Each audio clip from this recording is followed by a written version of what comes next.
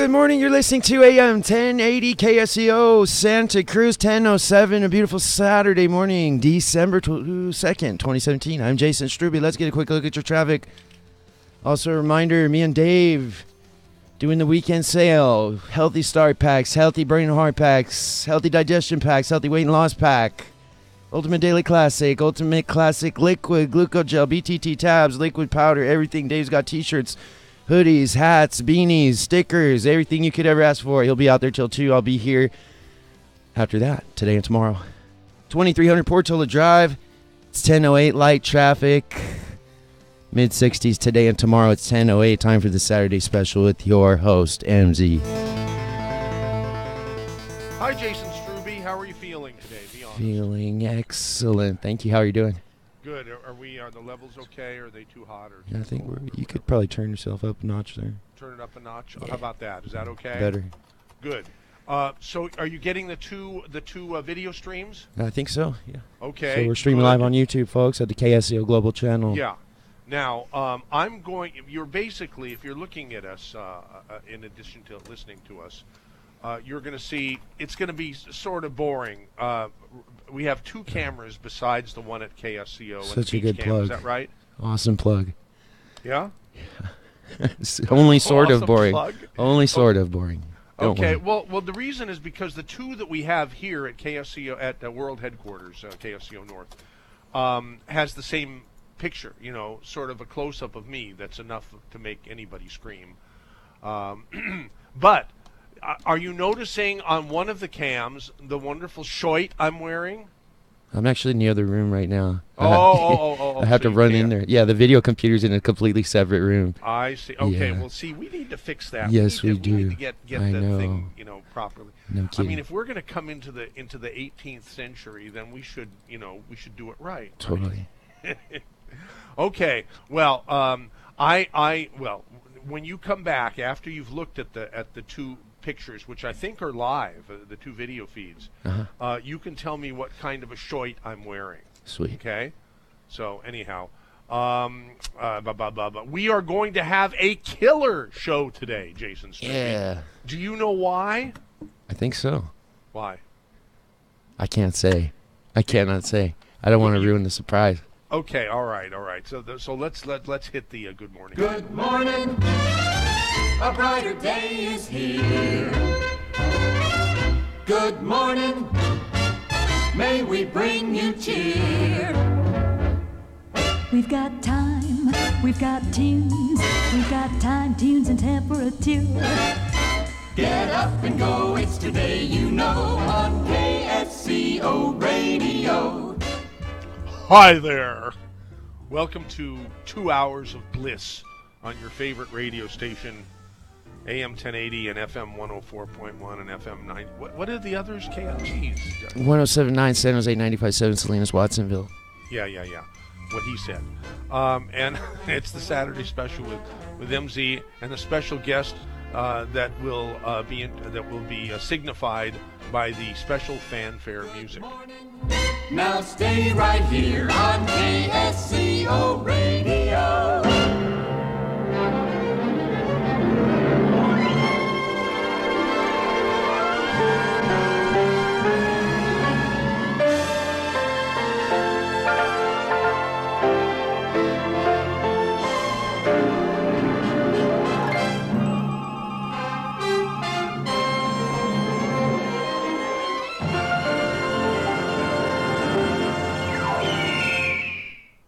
Ben, Pharmacist Ben Fuchs. Yo, MZ, good to talk Hi, to you. Pharmacist Ben. I'm watching you on video, but it seems to be some kind of delay. Oh, Is that correct? no.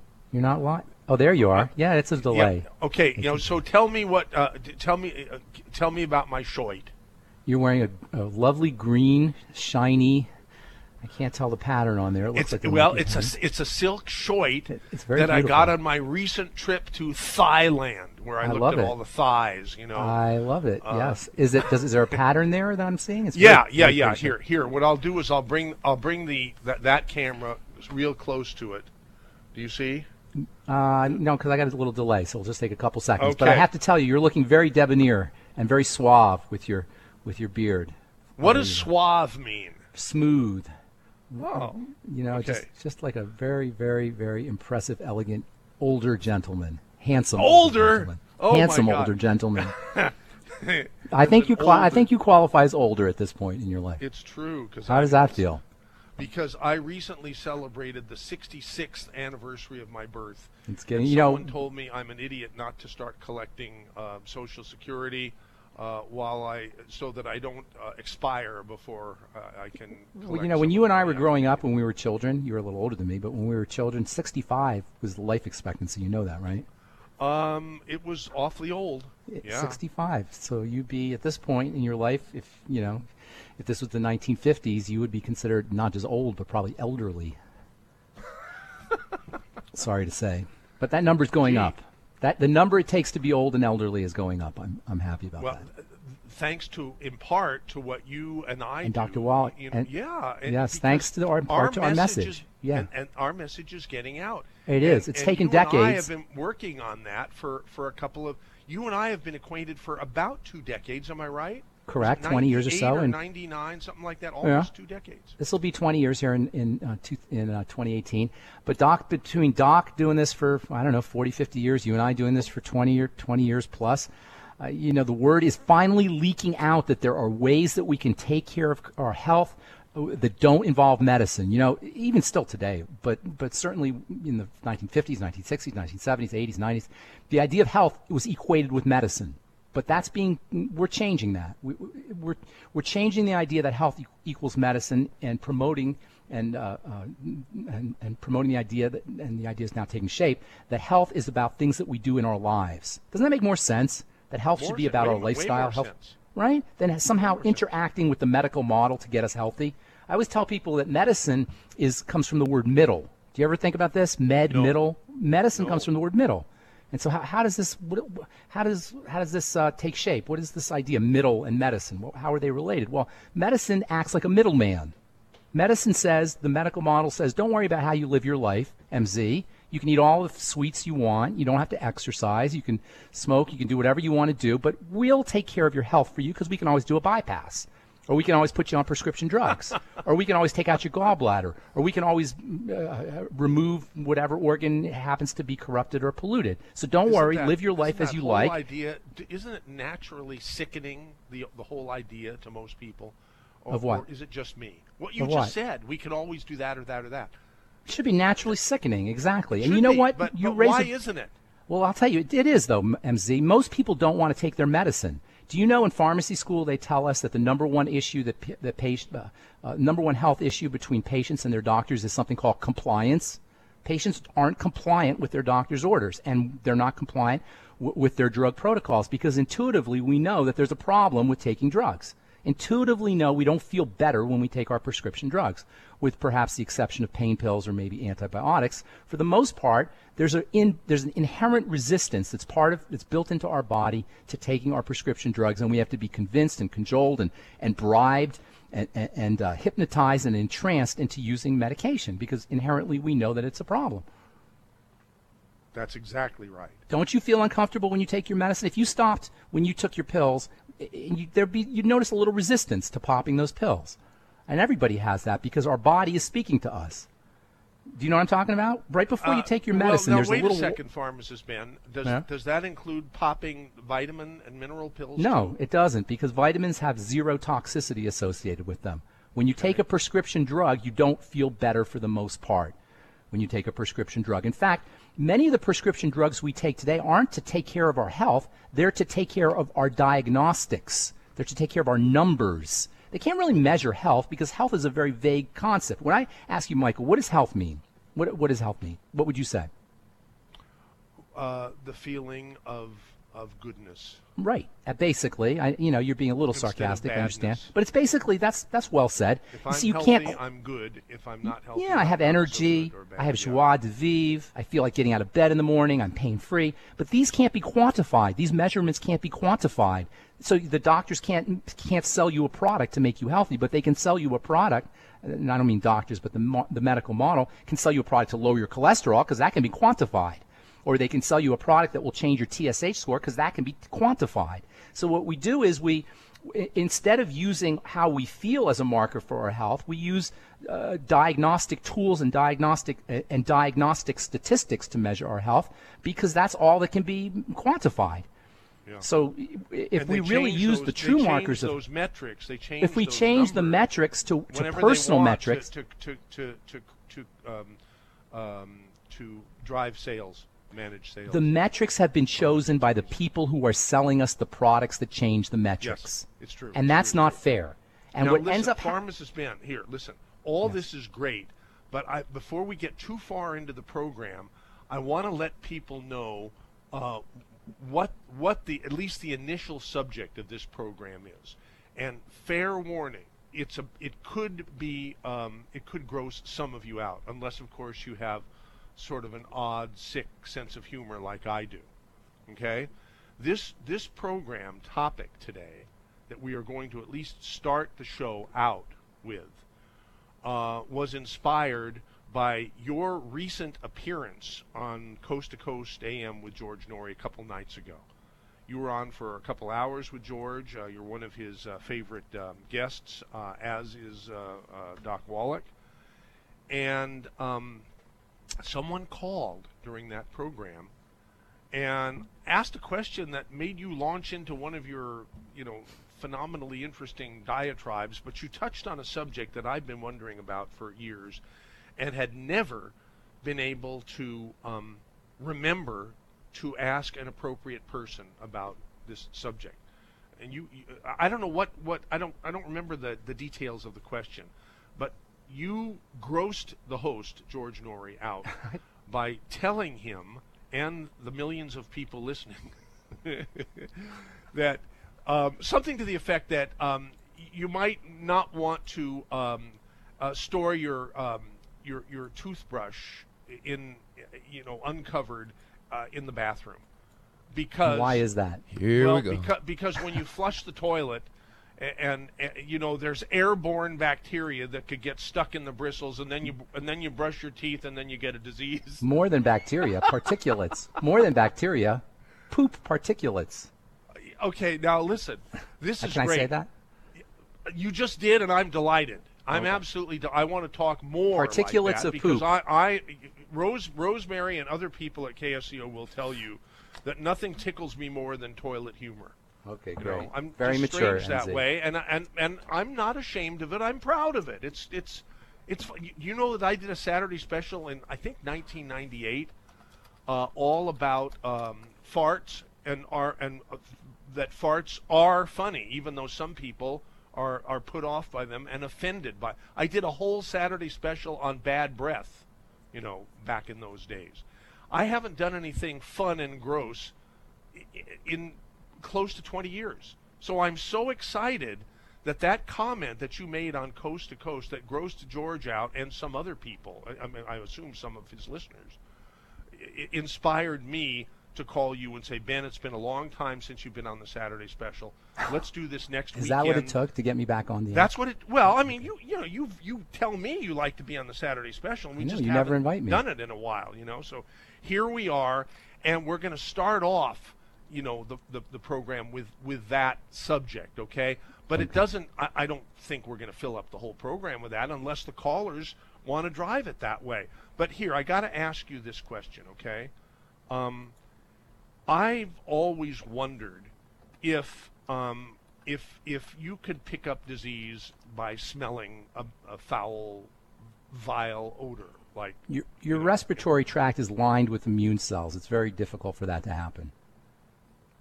Well, if you have a weak immune system, then you can, though, right? Yeah, if you have a compromised immune system. Yeah, you can't really. I mean, we evolved, like I was telling you a couple days ago, we evolved with bacteria. So, I mean, we're swimming in an ocean of bacteria as we speak. We're immersed in bacteria, bacteria coming off of us. So we had to evolve a mechanism for protecting us. That protective mechanism involves immune cells that are located in the respiratory tract, and it's pretty darn effective. I don't know that it's possible to get a bacterial infection simply by smelling something, although I suppose you can, that's unlikely. Logic tells me that it's possible. Seems like it should be possible. Because there's something in the air that creates the olfactory sensation that most people find offensive olfactory sensation, not an enjoyable olfactory sensation. Do you know anybody who enjoys smelling? Even I don't, and I just admitted that I'm a toilet humor sort of guy, right? Right. Yeah. Well, there's a natural repulsion that we have to our waste that's the material word, because it's repulsion. waste That's great. material. So there's a natural sense of repulsion that we all develop over our waste material because it's supposed to be waste. It's supposed to be out of the body. You're not supposed to interact with it. It's supposed to be eliminated and evacuated. So it's not supposed to be re-entered. Although I don't know if you've heard about fecal transplants. Have you heard of this, MC? What? Fecal Why would transplants. anybody want to undergo a fecal transplant? It's a way of A heart restoring good transplant, yes. A kidney transplant, yes. Well, fecal transplants. Even a genitalia transplant, but not a fecal transplant. Yes, fecal transplants are one of the latest and greatest ways that gastroenterologists and alternative practitioners are strategies they're using to help in the treatment of various bacterial infections as well as in restoring good bacteria to people who have digestive health issues. Fecal transplants, look it up. Oh, no, I believe you, but listen, I mean, now that I'm thinking about it, I suppose that makes sense. You can be inoculated with good feces if you happen to be cursed with bad feces. Well, it's not the feces, it's the bacteria themselves. They call it FMT, fecal microbiota transplants, technically, or stool transplants.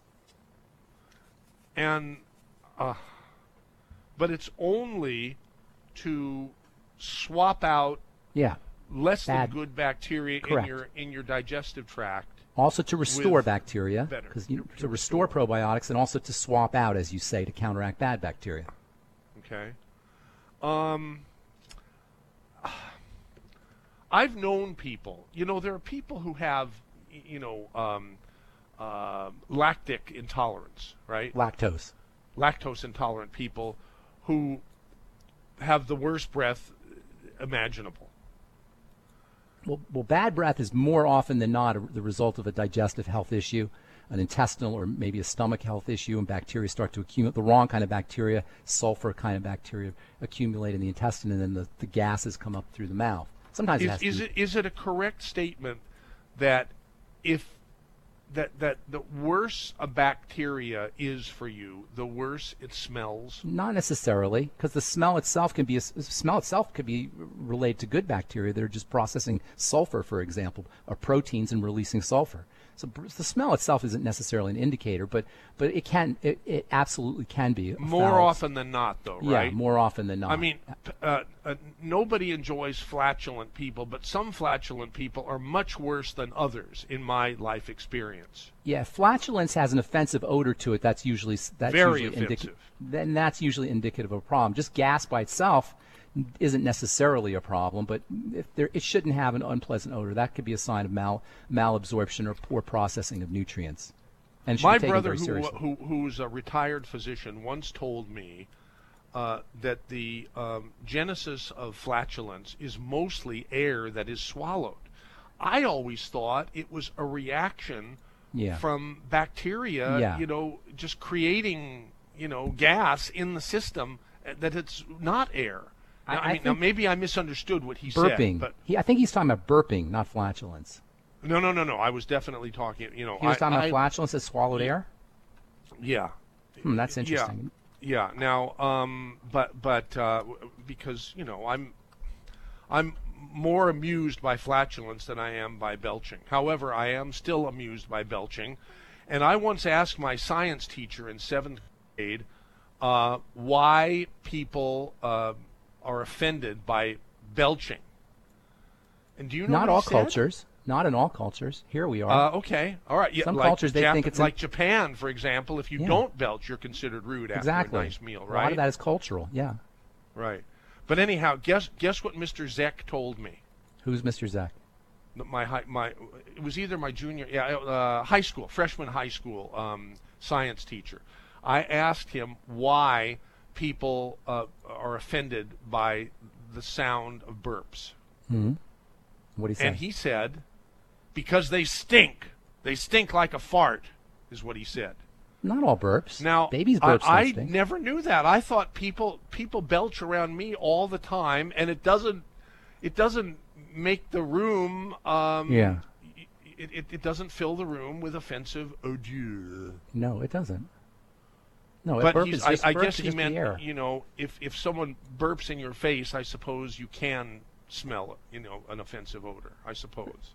There's something about our internal milieu that's supposed to stay internal, and when it's external, it's supposed to be just eliminated quickly and removed out of the environment quickly. And so when the internal milieu becomes the external milieu, there's something inherently offensive to that. And there's probably some evolutionary reasons for that, because what's inside the body is supposed to stay inside the body. Not really. If it's bad stuff, except it should be except for expelled. things that you're eliminating, obviously, except for things that you're eliminating. But like for example, E. coli, right? You've heard of E. coli. That's a Sure. big problem. But inside the body, E. coli is not a problem. Inside the digestive tract, I should say. It's only when E. coli gets outside the digestive tract that we run into a problem. Under ordinary circumstances, E. coli, this horrible toxic bacteria, lives in normal, healthy intestines. It's only when it's outside the body that it becomes a problem, or outside the digestive tract that it becomes a problem.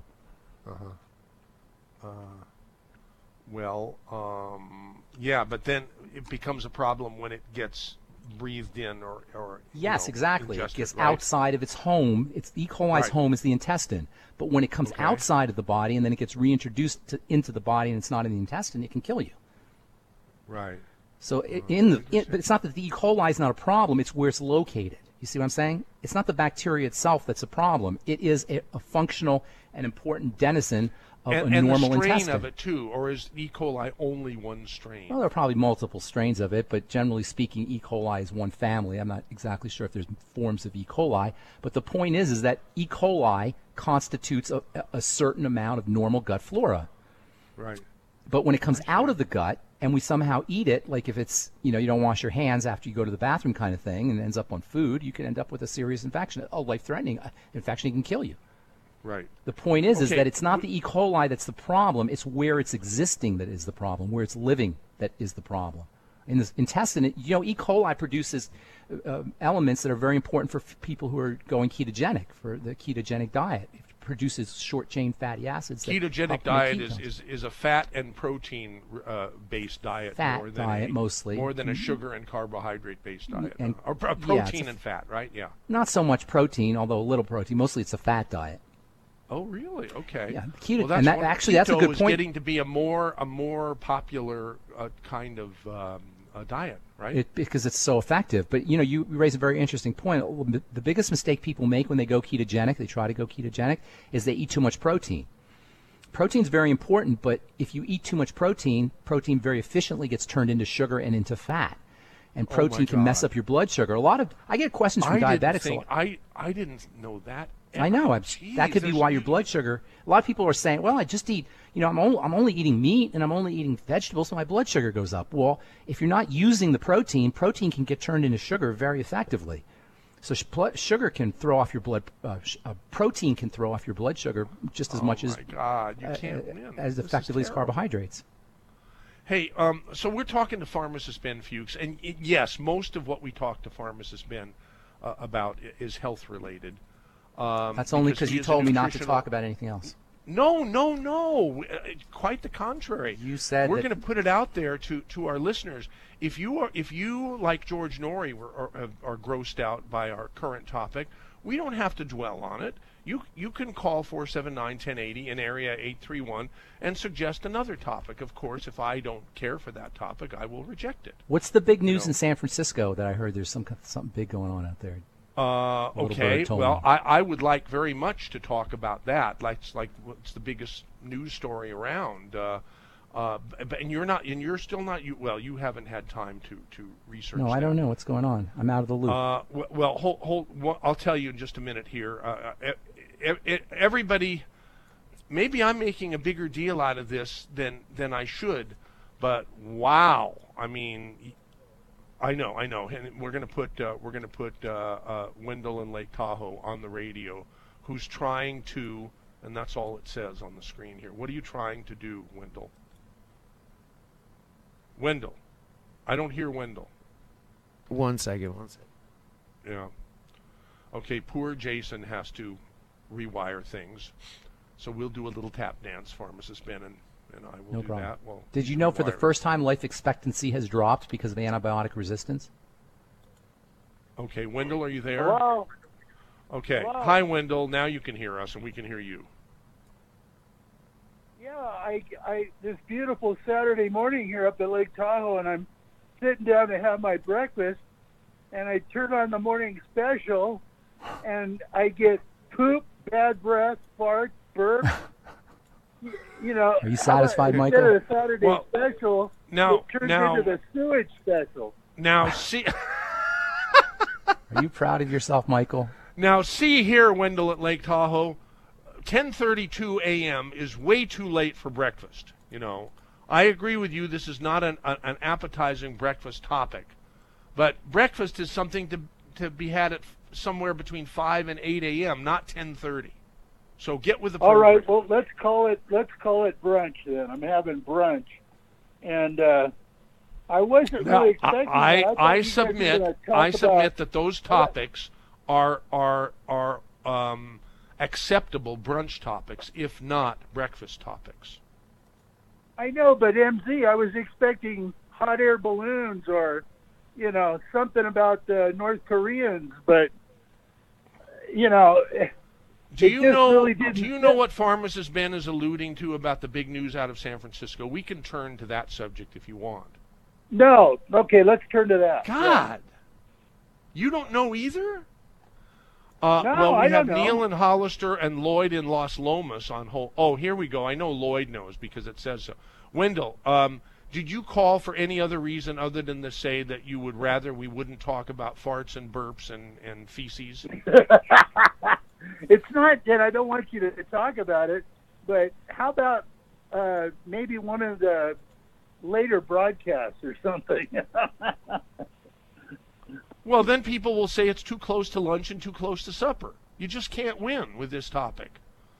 So anyhow, we will cease and desist with this topic. We will dispense with it unless callers or Pharmacist Ben wants to continue. I'm complete. I don't really need to address anything else. Okay. All right. Well, Wendell, thank you for calling 479-1080, as has Lloyd in Las Lomas. Okay, Lloyd, you know what we're talking about, the news item, right? Right, MZ. You know, I'm looking at this. I don't want to sound like a broken record. I love your show. I've called in a couple times to other hosts. The district attorney's evaluation of the case is wrong to begin with. They present this to the judge. It goes to the jury, and at the level of what they want. Lloyd, wait a second. There are people, including our guests. No, MZ. I think I know what you're talking about. You're talking about the immigrant who was found not guilty and was recharged by the federal government. Yes, and that's that hardly is the biggest I believe news that's the biggest story in the nation now. I do not think so, but reform. yeah. Okay. I do. Right. I do. Yeah.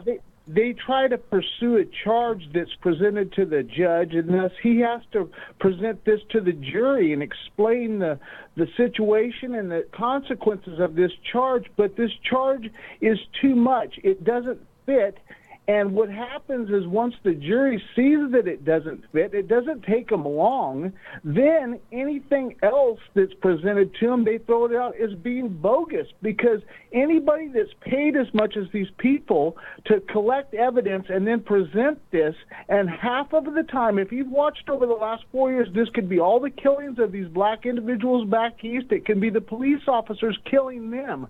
When it goes to court, it gets thrown out because the charge is too high. Now, this is either intentional, a way to get everybody just to squash the matter, or it's just complete idiocy of the DA, which should be eliminated from our court system. It's a place where if you take all the counties in California and you eliminated the DAs and everything that went with it, how much damn money would you save? Then you would have a court system that would just be the judge and the police officer, and then you have the witnesses and the person being convicted. You just get rid of that agency. We need to cut back. Talk about draining the swamp. Look at the big picture. Look at how foul our system is. How many people are wrongly convicted? It might seem microscopic when you put the numbers to the population of the country, but in reality, when you listen to this country, when they say one life matters, we'll do anything for one life. Really? Are you expecting me to swallow that? So I'm going to let you other callers. It has to be the correct life, not just... Right. I just do not... I look at the top, and the top is the DA, the one presenting the case, and thus when they see that these are way overcharged. The jury's evaluated it. They throw it out. They're not going to take anything that's being offered to them after that because they've been fed a line of BS. And it's a person's life on the matter, and it's not being handled properly. So there you go. Well, you're talking about revamping the whole system. And wait a minute. He left. Did he hang up? I didn't hang up on him. Well, okay. It's the number one topic in talk radio these days too. Is the Kate Steinle verdict? The illegal alien who killed her has been declared innocent. And isn't he recharged though? He was recharged by the feds. No, well, he can't be recharged for the same crime. So I thought so he's jeopardy. off. No, he's being deported. He will be punished, and I think it'll probably be 6 or 16 months in jail for being a felon in possession of a firearm. They convicted him of that. God. Anyhow, I want to open the phone lines to everyone, 479-1080, if you want to comment on that topic, or if you have a question for Pharmacist Ben, a health question, or a network marketing question, or a supplement business question, or how long have you, MZ? How long have you been doing network marketing? Ever since 2 years after I met Dr. Wallach, who had become our biggest single advertiser on KSCO, starting in 1996. So you didn't do anything before you did Longevity? Oh, I hated the idea of multi-level marketing. I just thought it was the most disgusting thing, putting the bite on friends and relatives to buy vitamins or soap from you. Ugh, disgusting. And what do you like about it now? We're helping a lot of people. We're helping hundreds of thousands of people. And I know that sounds like I'm exaggerating, but I'm not. I'm not exaggerating at all. We are helping hundreds of thousands of people, and it's going to be in the millions pretty soon.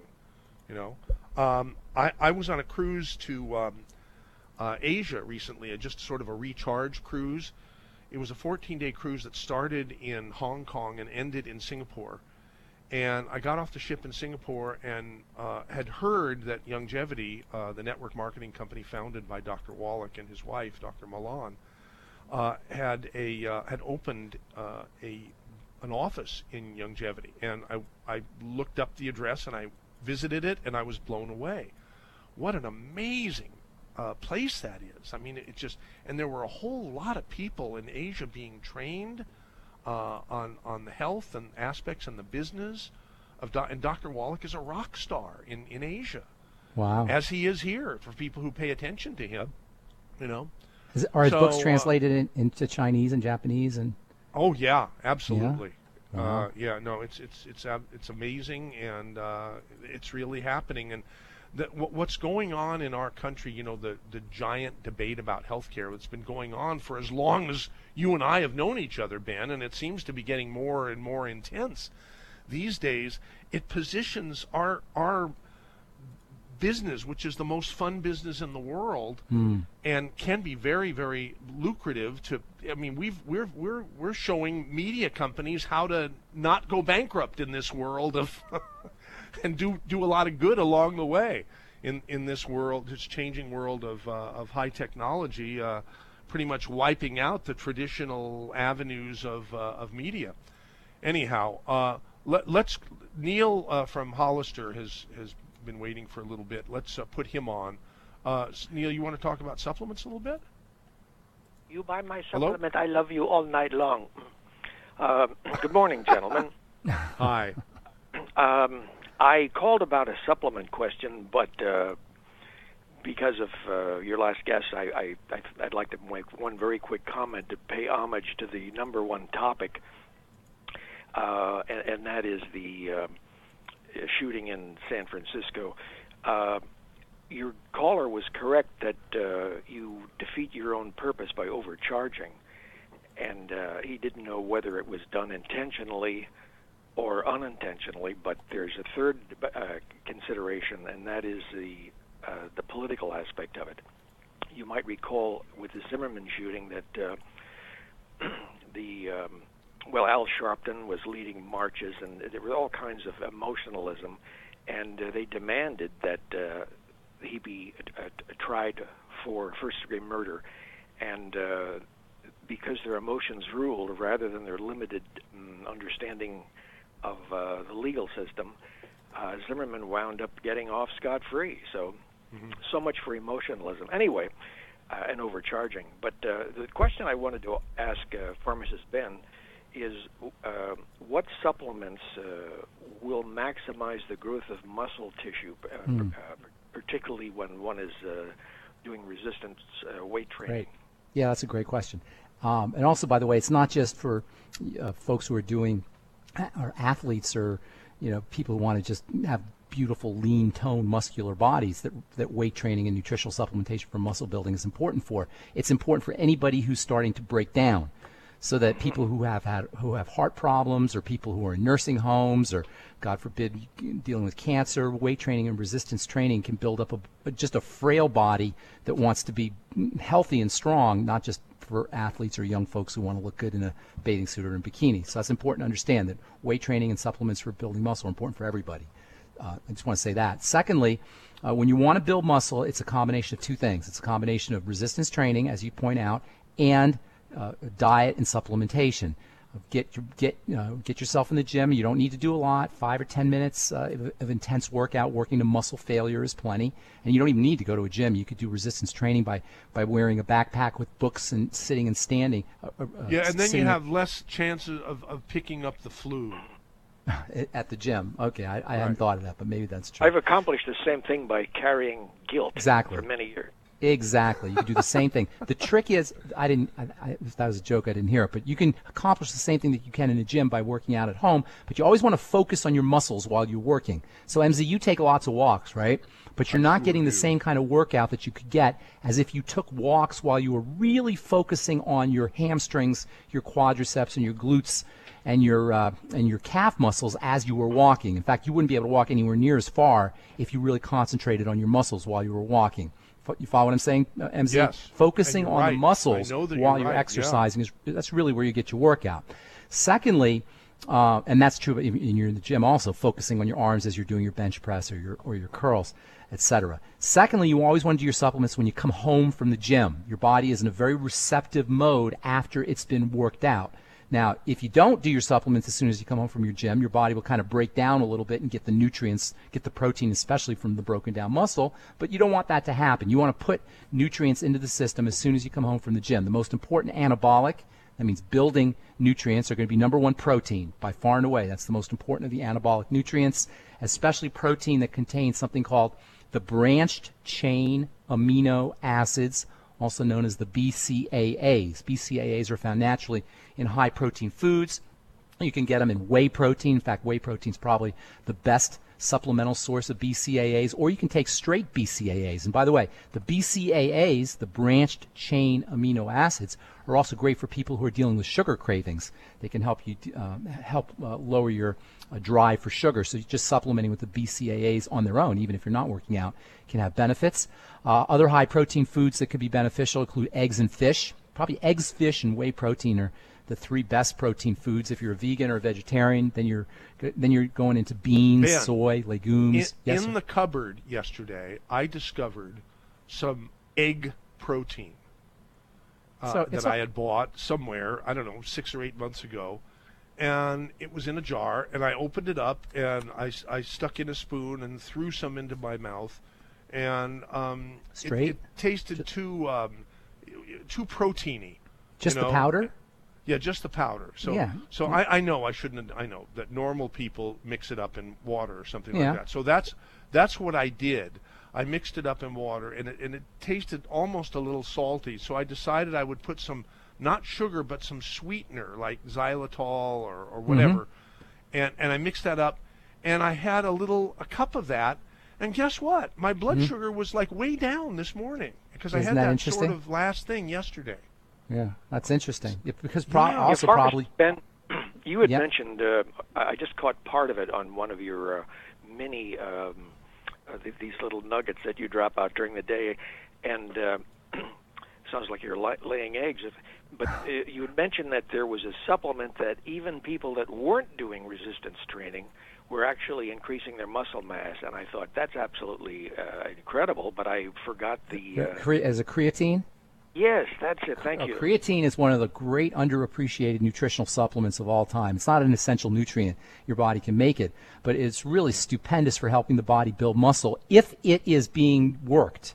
Creatine isn't going to have the same benefits for you if you're not working out. But if you are working out, it is incredible for making you stronger. It helps swell up muscles. It helps make muscles bigger. Isn't that something that when you have your kidneys tested? No, that's creatinine. That's a little different. Oh, okay. There's an That's extra creatinine. Creatine is just a wonderful building supplement, although it isn't going to help you as much if you're not working out. It makes you stronger so you can work out with more weight, basically. So it doesn't itself make you stronger. Should you take the creatine prior to the workout or after? It doesn't really matter. But I would take it post-workout. It may cause a little cramping if you take it pre-workout. I would take it post-workout. But here's the thing about creatine. It makes you stronger in the sense that it allows you to lift more weight. It doesn't on its own make you stronger. It doesn't on its own make you make your muscles more increase muscle development, but it allows you to work out with more weight so that you can get stronger and you can get better results from your exercise program. Got it. Thank you so much. It works with weightlifting. Okay, go. There was some more supplements. There's some gonna more take our anabolic next caller. supplements that you can take, and it turns out that the anabolic supplements also help you with your blood sugar. Zinc is another. Zinc and vitamin A are two. I would say zinc, vitamin A, and vitamin D are the most important of the anabolic micronutrients, and protein is the most important of the macronutrients. Although certainly there's lots of other ones. And I've heard zinc is good for your gonads. It's great for your gonads, for your reproductive system, for your immune system, for your digestive system, for your skin, for your eyes. And we're talking about that on Coast to Coast. That's so. I think I'm going to go take some right now. It's crazy not to take it. It'll cost you pennies a day. You're a seasoned radio professional. So if I put the microphone down and go somewhere, you could do a tap dance while I'm going. Where are you going to go? But to go get some zinc, because you got me all excited about it. Well, you're going to go take it right now? Yeah. I just can't wait. I can't wait for the break, which is in 11 minutes. I know. Who wants to wait 11 minutes when I can do it now? Karen in the Santa Cruz Mountains, would you like to talk to somebody from a real person from the Santa Cruz Mountains, Pharmacist Ben? I would. I love Santa Cruzians, if that's the right word. Yeah. So Karen. Yeah, why don't you go get your zinc, and me and Karen will hold the fort until you come back. Okay, so Karen. Hi, Karen. There? Hey, Hi. Karen. It's just me and you. I've been wondering what I might do. I'm a cancer survivor of about 4 years. Congratulations. Thank you. I have significant lymphedema, and I use one of those pressure pumps, and I exercise. But what else can I do? Lots of stuff you could do. I'll give you some ideas. Let me ask you a couple questions. What kind of cancer was it? Ovarian. Okay, and they took your ovaries? They took, complete hysterectomy. Okay, you're doing fine I had two kinds of cancer. I had a yolk sac, which was in the ovary, and then I had a little tiny bit of endometrial, which was left over, kind of on the lymph nodes. Did you have a history of menstrual problems as you were growing up and problems with your periods? Endometriosis. Yeah, okay. Okay, endometriosis has a lot of similarities with cancer, so it kind of makes sense that those would go together. Lymphedema is when your body just swells because it's not eliminating fluids and it's not eliminating toxins as effectively as it might. So you are exercising, correct? Yes. Are you on a rebounder? No, I'm not. Get yourself a rebounder. It'll cost you $60. It'll be the best $60 you ever spend. And rebound, jump up and down for a minute or 2 minutes every day. Second thing, get an inversion machine. Do you know what those are? Or inversion device. Hang upside down. Awesome for the lymph. Number 3, make sure you're practicing slow, deep, diaphragmatic breathing. Number 4, you might want to try something called lymphatic massage. Are you familiar with that? Where you actually get a therapist who can kind of push the lymph along. See, the lymph is very interesting. It's a circulatory system in the sense that it's got tubes and it's got fluid like your blood, but the blood has a pump that pushes it through. The lymph does not have a pump, so fluids tend to, if the heart is not working correctly, or if there's swelling, or if there's stagnation, or there's toxicity, the lymph isn't going to move very effectively, and that's when it starts to pool, and that's when you start to get your edema issues. But through movement, and that movement can include jumping up and down on a rebounder, some kind of exercise, and also deep diaphragmatic breathing, that functions as movement. That will help push the lymph along as well. There's a couple other things you might want to consider. If you have any digestive toxicity, that is, you're not processing foods correctly, those digestive toxins can make their way into the lymph, and that can cause the lymph to become stagnant and sticky. And so you want to make sure that you're eliminating problem foods as best as you can. And then also using nutritional support, things like digestive support, things like probiotics, digestive enzymes taken with meals. And by the way, digestive enzymes taken on an empty stomach can have blood thinning effects. Anything you do to thin the blood will also help your lymph. Vitamin E has blood thinning effects. Omega-3 fatty acids have blood thinning effects. And don't forget plain old oxygen. Oxygen, in addition to the deep breathing, which will help facilitate the movement of the lymph, oxygen itself acts as a blood thinning substance. And then there are really cool longevity products. Are you doing longevity products, Karen? No. Well, there's a really neat longevity product you might want to look into. You can contact your longevity rep there in Santa Cruz.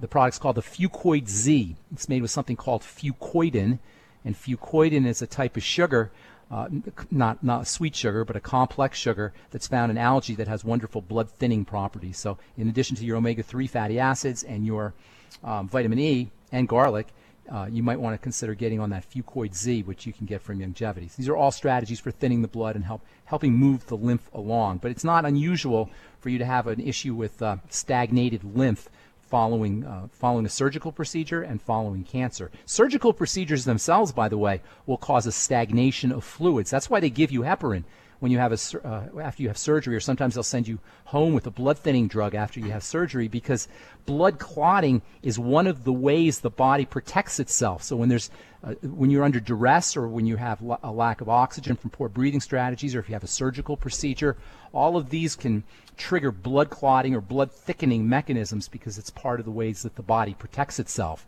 So making sure that you're relaxing the body, making sure that you're doing your deep breathing techniques, visualization, and mental and emotional strategies, as well as those supplements and your inversion device and exercise and rebounders. Those are all the ways that I would be thinning the blood and helping move the lymph along.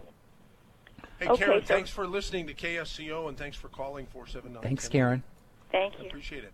Okay, so there goes Karen in the Santa Cruz Mountains. Speak up, MZ. Speak up? There you go. Is that a little better? Yeah, that's better. Okay. By the way, Jason, is Ben coming? Is Ben's level about right, or does he need to come up also? You're both loud and clear at this point. Okay, good. All right, Doug and Salinas will be our next caller here. I think we'll be able to get him in before the end of the hour here. But before we do that, I do want to read an email or two that have come in. Let's see. T has sent an email to MZ, Georgia, Charlie, and Dave Michaels, and the subject is fecal matters. MZ, I found the discussion with Pharmacist Ben about fecal and stool transplants very interesting. I think that this can be a great win-win situation for prospective transplant recipients as well as donors, especially those that are excessively full of, such as Billy Sunshine and Ben Picard. Both of them definitely need to sign up to become donors. They are chronologically full of way too much stool and fecal matter, and they, as well as all of the suffering listeners to Flight 1080, would greatly benefit if they donated as frequently as possible. Thank you. Love that. Andres Martin, this is from, he sent this 23 minutes ago, about fecal transplants. Does that mean anal sex could have some benefits? Andres. No, because that would pack things in too much, probably. Okay, so yeah, just the opposite. Okay, Troy says, would you please eliminate this program? Huge major news stories and societal crises this week, and you are literally talking about feces. Flush this after hour one, please. Is that okay with you, Pharmacist Ben? If what? Or I mean, Troy makes a good point. I mean, I didn't want to talk about this. This was your harebrained idea. I didn't. You're the one that got all excited about it. I thought it was crazy. Well, okay. Yeah, listen, no one ever knows what's going to happen on the Saturday special, least of all its host. But I like to cover topics that are not frequently covered on talk radio, and this is one of them. So what's wrong with that? Now, everybody knows that I do measure the interest in the subject matter by the number of callers we have on hold, and at the moment we only have Doug and Salinas, who wants to talk about too much dairy. Right. Nobody wants to talk about scatology. Well, but maybe they want to hear about it, because some people have said, MZ, you shouldn't gauge the popularity of the program by how many callers there are. Some of us could be riveted, and we want to listen to every word, and we don't have anything to contribute. Anyhow, let's see what Doug wants to know. Doug and Salinas, you're on KSCO. Hey, listen, I'll wait till after the hour if I'm going to get shut off. Well, it's only 10:57. Go ahead. All right, okay. Pharmacist Ben. Yes, sir. I eat a lot of eggs. I eat a lot of cheese. And you was making remarks about too much protein. Now, I eat a fair amount of salad. I eat a lot of soup. I make a lot of my own soups. I probably use too much blue cheese dressing, but I happen to love it. What's the best way to get rid of too much protein? Well, you don't want to get rid of too much protein. You want just the right amount of protein. I don't know about getting rid of protein, but my point I was making is sometimes we don't appreciate the fact that protein can be a problem. There's this idea that fats are, most people know that carbohydrates are a problem. Some people think fats are a problem, but protein has gotten, protein as a health issue has gotten kind of a pass. And my point I was making is protein gets turned into sugar very rapidly. Very effectively. That's a point I heard. Yeah. So if you're not using the protein, if you're not building muscle, you're not recovering from surgery, or you're not a kid who's growing, a teenager who's growing, or you're not an athlete, you're not necessarily going to get the benefit of that protein. That protein can get turned into sugar, and then it will get stored as fat. And you could end up being overweight from having too much body fat from eating too much protein. And that's the point I was making. So here's the thing, Doug. I'm 77 years old. Then I'm going to answer your question, and I'm glad you said you're 77 because that's a very important point. And MZ, you should know this too. Eating is a young person's game. Eating is for kids. Okay? It's not for adults as we get older. The less we eat, the longer we live. If you're a kid at heart? No, it doesn't count. If you're a kid and you're growing and developing, you need more calories. But when we're older, calories represent a redirection of very important nutritional resources. A third of your nutritional resources are used to process food. So if you don't eat, that means you have 33% more nutrients available to grow and repair and fight cancer and live a great life. Now, obviously, you have to eat. I'm not saying have zero, don't not to eat anything. But the less we are eat, going to have to hold that over in that discussion. Next hour, we're going to talk about other things besides health, so that Troy doesn't tune out. Okay, this is KSCO Santa Cruz, Salinas, Monterey, San Jose. Join us coming up after Bowl and Branch News for hour number 2 of Saturday Special. CBS News. I'm Bill Rakoff. A tweet today from President Trump regarding his now convicted former national security advisor is raising some eyebrows. Mr. Trump tweeted that he had to fire General Michael Flynn because he lied to Vice President Pence and the FBI about his Russian contacts during the presidential transition. CBS News senior legal analyst Andrew Cohen says the tweet is significant because if the president knew that Michael Flynn had lied to the FBI when the president reached out to then FBI Director James Comey and asked him to end his investigation, and that is what this new tweet suggests, that is a textbook case of obstruction of justice, and it's certainly something you can bet Special Counsel Robert Mueller will be looking at. Flynn pleaded guilty to lying to the FBI as part of a deal to cooperate with the special counsel probe into Russian meddling in the election. CBS's Paula Reed reports that Flynn was facing the potential of much bigger charges. Sources confirmed to me that at least half a dozen witnesses have gone before the grand jury to testify about Flynn's business dealings, specifically his lobbying on behalf of Turkey and Russia, and his failure to fully disclose the extent of his work or his earnings. And there's news that a senior FBI agent has been removed from Special Counsel Mueller's team after the discovery of an exchange of anti-Trump text messages. The removal of the agent, first reported today, occurred this past summer. Republicans are celebrating a win on tax reform. On this vote, the yeas are 51 and the nays are 49. The Tax Cuts and Jobs Act, as amended, is passed. But not without controversy. Democrats were angry. They never had a chance to review the final version of the bill before they voted on the measure. CBS's Errol Barnett says the Senate bill will now have to be reconciled with the House version. These bills now differ on the size of the child tax credit. They differ on the inclusion of a student loan interest rate deduction and medical expense deduction. These are the dirty details that they will now need to sort out in the final version that they send to President Trump's desk. One of the noteworthy noteworthy differences as well is that the version passed by the Senate late last night, early this morning, includes a repeal of the Obamacare mandate that you must have health insurance or face a penalty. That doesn't exist in the House version. Israel has reportedly taken military action in Syria. Correspondent Robert Berger is in Jerusalem. Syria says Israel launched an attack on a military position near Damascus, and at least 2 missiles were intercepted by Syrian air defenses. According to Arab media, the Israelis targeted an Iranian base. There has been no confirmation of the attack from Israel, but officials here have warned that they will not allow Iran to establish a military presence near the Israeli border with Syria. Robert Berger, CBS News, Jerusalem. This is CBS News. At our home, winter nights are complicated. Either I end up freezing, or I'm sweating. Hi, I'm Missy Tannen. And I'm Scott Tannen, founders of Boll & Branch, the world's most comfortable sheets. And now, we've created the world's first luxury flannel bedding, available for a limited time at bollandbranch.com. Try them risk-free for 30 nights. Go to bollandbranch.com today for $50 off your first set, plus free shipping with promo code SLEEP. Spelled B-O-L-L and branch.com. Promo code SLEEP. This is John Greenhut, and if your teeth are stained from coffee, tea, or smoking, Power Swabs is the answer. In 5 minutes, you'll see 2 shades whiter teeth, and in 7 days, 6 shades. Even better, there's no messy strips or trays that you'll have to leave in your mouth for an hour. Just swab your teeth for 5 minutes, and you're done. To try Power Swabs, call 1-800-679-0969. Your bright white smile will have your friends talking about how great you look. Try it risk-free. 1-800-679-0969. That's 1-800-679-0969. It must be, it has to be, with that big sound it's gotta be KSCO. Tune it in and lock it in. KSCO.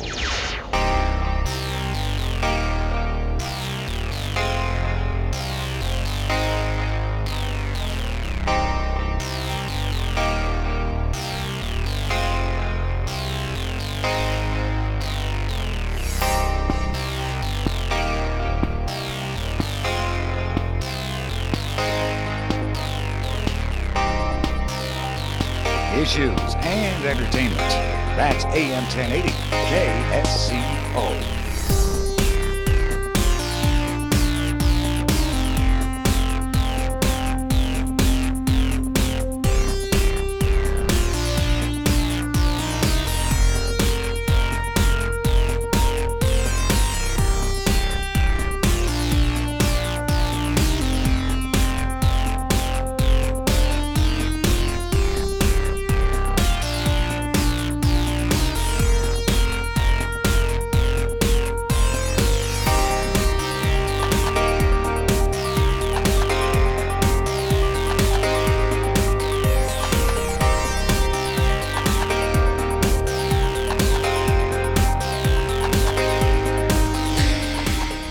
Good morning. You're listening to AM 1080 KSCO, Santa Cruz AM 1340 KOMY, La Selva Beach FM 1041, 1079 in San Jose, 90.57 Salinas, Watsonville, KSCO.com. 11:05, a beautiful Saturday morning, December 2nd, 2017. I'm Jason Struby. Let's get a look at your traffic and weather conditions. Also, a reminder, you need to get your stuff down here. Get your Mighty 90 essential vitamins and minerals. Weekend deals today and tomorrow. Dave in the cave right now till 2. He's also got t-shirts, hoodies, hats, beanies, stickers, and more. And we just got a shipment in yesterday. We were stocked up to the brim with your Healthy Start Packs, BTT, Glucogel, Ultimate Daily Classic. Everything you could ever ask for. This weekend at KSCO Studios, 2300 Portola Drive. Don't miss out. Quick look at the traffic light conditions. Looks like we got a parade going on in Gilroy on Monterey Avenue. Also, a serious accident earlier on Watsonville Road near Hollister Gilroy in the 12,000 block. Didn't turn out great for the driver. Also, we got a traffic hazard 1 northbound at the 156 connector. Somebody walking around in the roadway. Not good. Otherwise, your major roadways look good. Weather this weekend, beautiful, sunny, clear. Highs in the lower to mid 60s, overnight low. mid-40s. It's 11:07, time for Hour 2, the Saturday Special with MZ. Why don't we just go right into the music, okay? Oops, not that one. You know, the Hour 2 music. Hey, this is Doug. Am I going to get back on? Darling. Yes. I hate to hang up on you, but I'm sorry, baby, but I have to go. It's time for that wonderful record show. I'd love to visit, but you'll have to call back. KSCO has the inside track. Yes, and we're a very rigid station. We have formats to keep. And though we were talking with Doug and Salinas and we had to interrupt him like he didn't want to be, we will put him back on. I'm sorry, baby, but I really gotta go to KSCO Radio. Bye. Okay, Doug, finish your interaction with Pharmacist Ben himself. Thank you very much. Hey, Doug. Hey, listen, regarding edema, I heard what you said about your platform to jump on and your hanging rebounder. thing. Yeah. What about a slant board? That's great. Slant boards are great, too. They're not quite as intense as an inversion device, because an inversion device you totally hang upside down, but slant board's still good. Slant board is still good. Okay. Do you have anything published or printed? I got a lot of writing. I got blogs, and I've got a lot of articles. How could I get a hold of some of that? Just go to pharmacistben.com or criticalhealthnews.com. And then if you just Google Pharmacist Ben, you'll get a bunch of stuff. I've been putting stuff out on the internet for like 10 years now. Thank you so much. Thank you. God bless you. I appreciate what I hear from you. I appreciate that. Thank Doug, you. Have we a great hope day, you're Doug. feeling much better, especially as a result of this call. Absolutely. Okay, Doug, great. Hey, you guys have a good day. You too, Doug. Thank Bye-bye. you. Welcome to hour number 2 of the Saturday Special with my good friend Pharmacist Ben, who is much more than just a pretty face. And much more than just a pharmacist. And much more than just a pharmacist, yeah. Yes. You are the most voracious reader I have met in my life. I love it. I love data. I'm a data junkie. Clearly. You remember when we were talking about radio many years ago, you and I, and said, what kind of show would I like to do? And before I had my show, and I said, I want to do an empowerment show. I want to do a show where I empower people to have great lives. And that's kind of what I always wanted to do. Somehow it morphed into a health show because I like chemistry and biochemistry and health.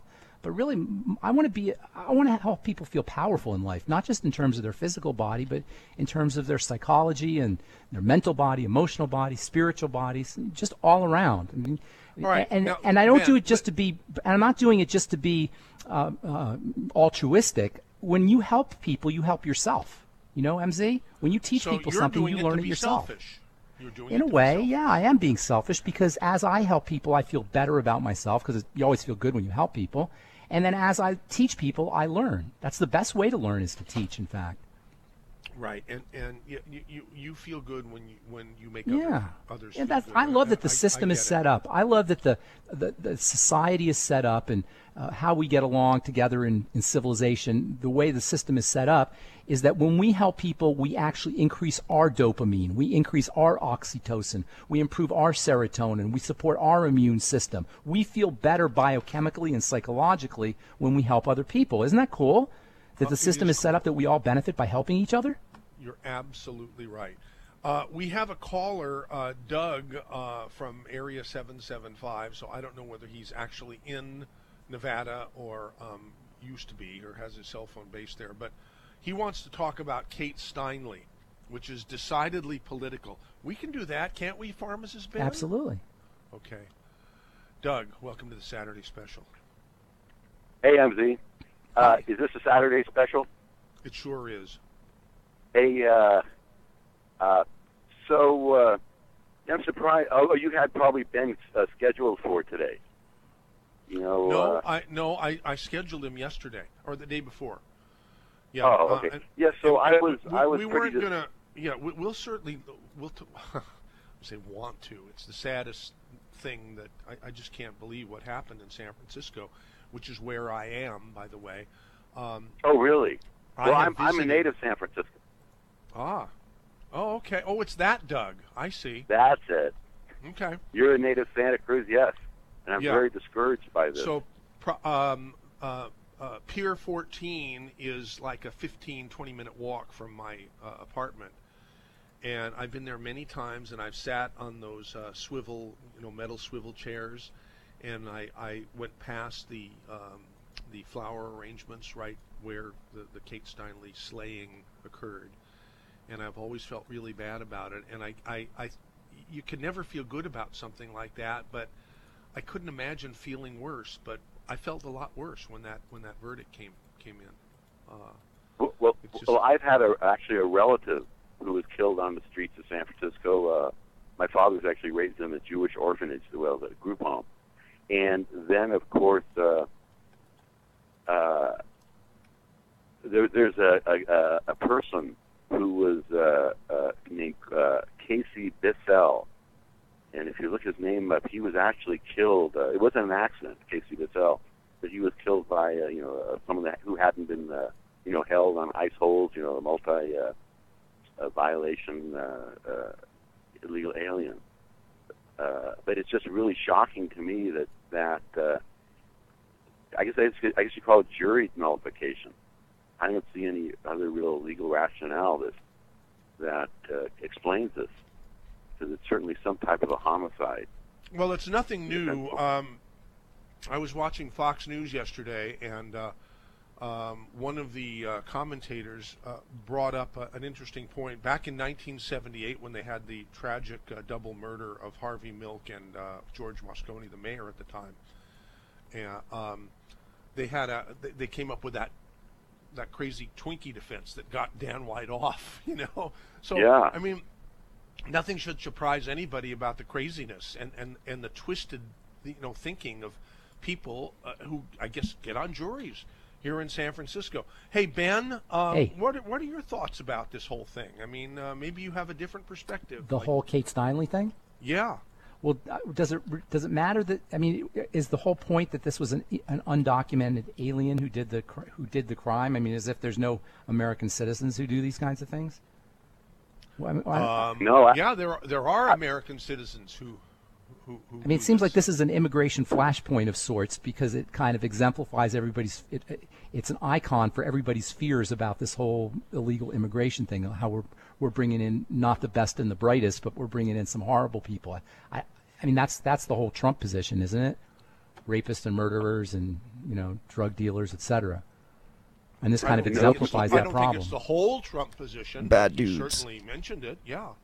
Well, that was what got him in a lot of trouble, as he said. They're bringing in rapists and they're bringing in murderers and they're not bringing in their best. As it turns out, that's not really true, because it takes a lot of most of the immigrants that come in from these third world countries and Mexico are not the low lives, but they're the more educated folks that want to move here and have a better opportunity. Although, of course, that's kind of a blanket statement. But when we take immigrants in, we're not taking in the poor people for the most part. We're taking in people who have the resources to get here. Not sure I agree with that. Not sure I agree with you. Yeah, go ahead, Doug. Well, what I find troublesome in this is that it has something to do with illegal immigration or legal status. Because, see, there's a list that's put out by ICE on people who are supposed to be held when they're taken into custody.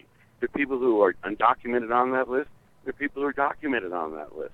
And what the city of San Francisco, city and county of San Francisco, as well as the city and county of Santa Cruz to a lesser extent, what they've done is enacted other laws and policies, which it's a federal law, that these people should be held. Now, this person should have been held, and he was released. And had he been held, Kate Steinle would still be alive. See, really, the jury nullification, that's one aspect of it. But even the more problematical aspect of it, to me, is the people, the public servants who are sworn, either elected or they're appointed in law enforcement, to follow the law, state and federal, and the Constitution. And that would involve, so although there's a federal law that's been broken, the problem with that law is the breaking of that law has not been properly criminalized to deter the breaking of it. And also, that's what Kate Steinle's law was about, not about the criminalization of it. That is what the deficit in that law is. That this type of activity should be criminalized, because those are the people who are responsible for that person being out on the street, for Kate Steinle being killed, pure and simple. Yeah. It's not a racial Yeah. matter. And I hate to say it. It's following one's oaths in the law. We used to have Governor Jerry Brown. It was after he was governor the first couple of times, but before he was governor this couple of times. He was a talk show host here on KSCO from 94 to 95 or 96 or something. And I got to know Jerry, really, really nice guy. But when he put forth and signed the bill that created a sanctuary state, not city, but state status for California, he lost a lot of points with me. I just and the people who are in favor of sanctuary cities characterize the people who are not in favor of sanctuary cities or sanctuary states as racist, and that's just sick. It's sick.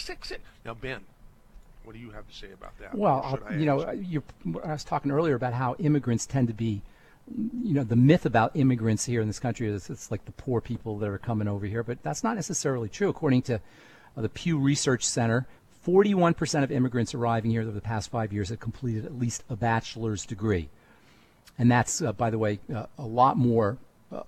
20%, according to this article, only 20% of newly arrived immigrants in 1970 were similarly educated. So more and more people that are coming here are more educated.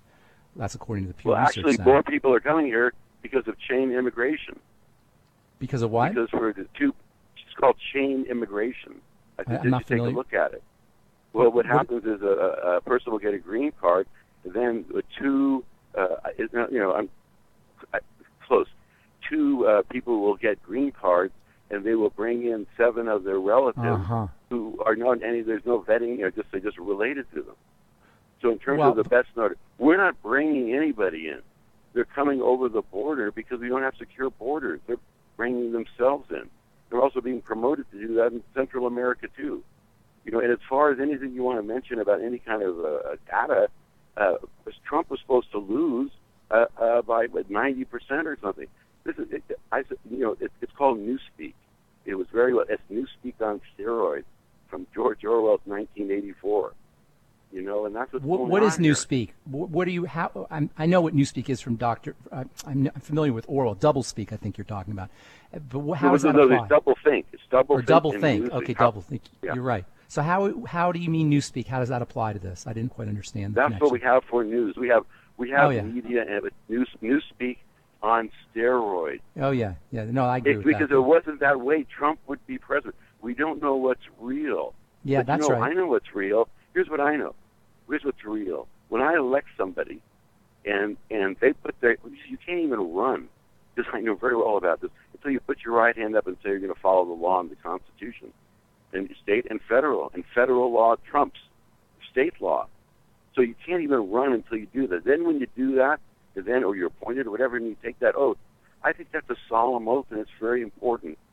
Now, it's particularly important on the congressional level, because the person who holds a congressional office, when we have martial law declared, which I think is a 50-50 possibility, is going to be like the local viceroy. And they determine, through everything else is out the window. From Washington, that's the local king. So back to when you were talking about immigration and the borders, I think what we're experiencing now, and very quickly actually, this is happening, is kind of the death of the nation state. This entity called the state, this nation state, it's only a few hundred years old. And so we're trying to enforce these borders that are becoming more and more irrelevant. With the internet now, you can conduct transactions. Borders are becoming irrelevant, really. You. What's that? Okay, Tyler Tenorio, Carl Reimer, Joey Mendoza, Eric Lopez, Kate Steinle. Those are people who have all been murdered by people who have these ICE holds in effect, would never have been murdered because those people wouldn't have been able to do that. They would have been in jail and then taken into custody by ICE, and they would have dealt with them, whether they had a documentation or not. Doesn't matter. It seems like most murders that are committed are not committed selectively to not enforce. There's tens of thousands of people who are murdered here every year. A very tiny fraction of them, I imagine, would be from illegal immigrants. No?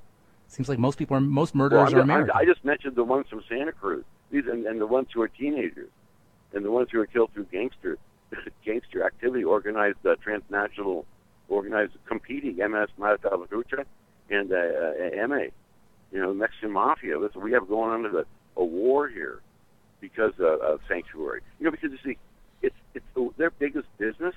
They think it's drugs. You think it's no. Really, what it is coyotes, where they run people, for $10,000 to get from Tijuana up to here for a worker. That's big business. Then they're anyway. I don't want to get into all that. I'm more concerned about just following the law. You're right. I give you many examples. Okay. Don't you believe in following the law, Ben? Aren't we all mentions here? And we believe in divine law. Divine law. We believe not necessarily federal law, but divine law. I believe that there's How divine about your law. word? What's that? Is your word and your oath divine law? No, I don't know necessarily about the Code of Federal Regulations, the CFR, but it's just to give you an example, this tax thing that just passed, nobody even read it. We don't even know what's in it. They had an hour. Well, as Nancy Pelosi said about health care, we have to pass it before we can find out what's in it. Yeah, basically it's that kind of idea. I mean, the Patriot Act, the health and this new tax law, nobody even knows what's in the law. The law... That's a statement? Well, we have to pass it. That's the Doug, listen, this is definition a of great. school This is a great. But Bill in Salinas and James in Live Oak and Inspector Cluso, we've invited them to join the show, and they're going to get tired if we monopolize with this one. But thanks for calling 479-1080. Next caller is Bill in Salinas. Hey, Bill, you're on. Hi, this question is for anyway, I'm you trying need to wake up. You're half asleep. You're half asleep, Bill. Yes, hello. Can you hear me? Yeah, this is for Pharmacist Bill. I've been taking. Okay, go ahead, Pharmacist Bill. That's me, Pharmacist Bill. Yes, sir. I've been taking Bactrium DS for a month. Okay. And I'm sure that's probably depopulated my gut. Probably so. And because they're big horse pills. Yeah. And I was wondering how to repopulate my gut with good bacteria. Yeah. Well, just so you know, Bactrium DS, that's a really old-time antibiotic. DS, it's 2 antibiotics in one, actually. And a month is a nice course of therapy. I don't know, you should be on it for more than a month. I hope you're not on it for more than a month. And your point is very well taken. After a round of antibiotics, you do kill off a lot of your good bacteria killed off, and the problem is that they can be killed off for months or even years. And that's from one round of antibiotics. So what you want to do is you want to make sure that you're repopulating those bacteria by getting on the nightly essence from Longevity, number one. Eating lots and lots of fermented vegetables, number two. You could do fermented food in general, but fermented vegetables provide you with not only the bacteria, but they also provide you with fiber and nitrogen from the veggies. That's the third element. So you want the nightly essence, that's probiotics. You want fermented foods, and then you want fiber and nitrogen, which are found in vegetables. That's the best way to repopulate the gut. Stay away from chlorinated water if you can. Drink distilled water, fluoridated water as well, if you can, and be very careful about dairy and fish and anything that may have antibiotics in it. Most antibiotics that we ingest are not intentionally ingested. They come in through our food supply. The vast majority of the antibiotics that are used in this country are used for cattle and for livestock, and also to a certain extent for fish as well. And they don't get flushed out of the cattle system, so they don't. Remains And speaking of flushing, speaking of flushing, there's antibiotics in the water supply too, because when you excrete your antibiotics, they go into the tap, they go into the water supply. So these are all great strategies for everybody, but particularly if you're on a round of antibiotics. Right. Okay, Bill and Salinas, I hope that helps you here. Now, seriously, now. We're done with health questions. We did that last hour. We want to do other than health questions for this hour, okay? Because I can feel people tuning out who don't want to hear about health. They want to hear about other things like empowerment and politics. And I wonder what Inspector Cluso wants. But we're not going to be able to find out until after we first hear from James in Live Oak. Hi, James in Live Oak. Go ahead. Yeah, I still want to hear what Ben was alluding to when he said there's a huge story coming out of San Francisco that's not regarding the Kate Steinle. Did I say that? Huh? I thought you did. No, I don't remember. Did I say that, MZ? I thought you did. No, I maybe Doug the caller My said bad. something like that. I don't know.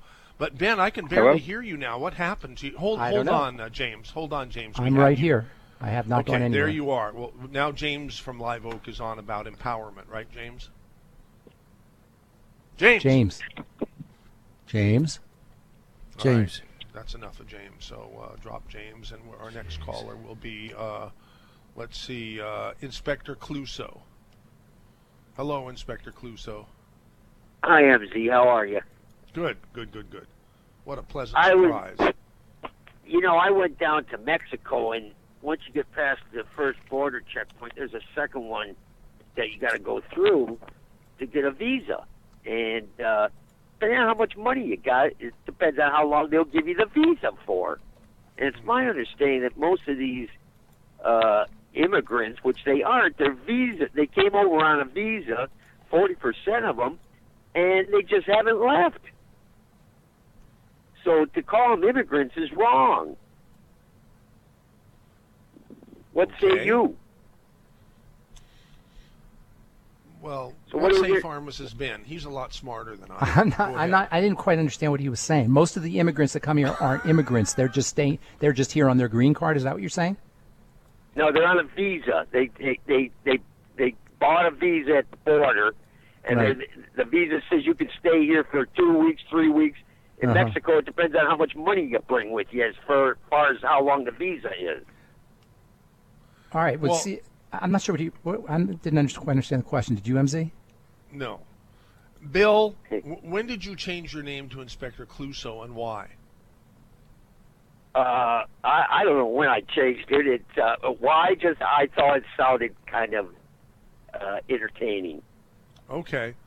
Well, neither Ben nor I can understand quite what you're asking, but we thank you for calling KSCO anyhow. Inspector Terry, the smartest caller of all by far on KSCO, is up next. Go ahead, Colonel Terry. Well, thank you, MZ. You're pretty smart too. No. I appreciate your saying that, but really, And I'm an Ben's very airhead. I'm smart. an airhead who knows how to push a few buttons on a computer and take a few phone calls. And you've got a smart staff. That we do, for sure. And we've got to decide to be smart as a nation. And I don't want to be too profound on this, but you're asking for comments about, I guess, big-ticket issues now, not my health care questions, which are fine. I'll defer. The big-ticket item is, what kind of America do we want? And the tragedy is that both the left wing and the right wing, their extremes fail to consider the long-term impacts of their most extreme policies. Obviously, the left wing, pro-immigration, sanctuary state, nothing could be stupider valuing the long-term future than California's sanctuary state and Santa Cruz sanctuary city. Ben, do you think Colonel Terry is correct on that? Well, I don't know that it's a left-wing issue. I mean, George W. Bush was one of the greatest pro-immigrant presidents we ever had, and I don't know if he was a liberal or he was left-wing. Seems like a lot of business interests want to have cheap labor, don't you think, MZ and Terry? Isn't there a whole cheap labor incentive to keeping the immigration system set up the way it is, or maintained? Absolutely, but that's wrong. That's a very small portion of our population that wants immigration so they can exploit them in their fields or factory. So in whose interest are in whose interest is this kind of immigration system set up for? Who benefits here? We're follow the money. Who benefits here? No, nobody. Ben is right, Colonel Terry. He's absolutely right. I mean, there's always going to be some financial interest at the bottom of any kind of policy, the way I see it. I mean, I don't know that there's any policies that are set up to help individual people. It seems like policy is set up to help corporate interests and money interests. So who's corporate? Liberal, soft-headed, extreme liberal, soft-headed. The government's not run by liberal softheads. It's run by money, not liberal soft. That's a myth. It's money. It's finances. Pharmacist Ben is right, Colonel Terry. It's not liberal softheads. It all has to do with. What? No, you go to the pro-sanctuary city rallies in downtown Santa Cruz. They want us to import the third world, the impoverished third world. the redundant, overbred, too many children.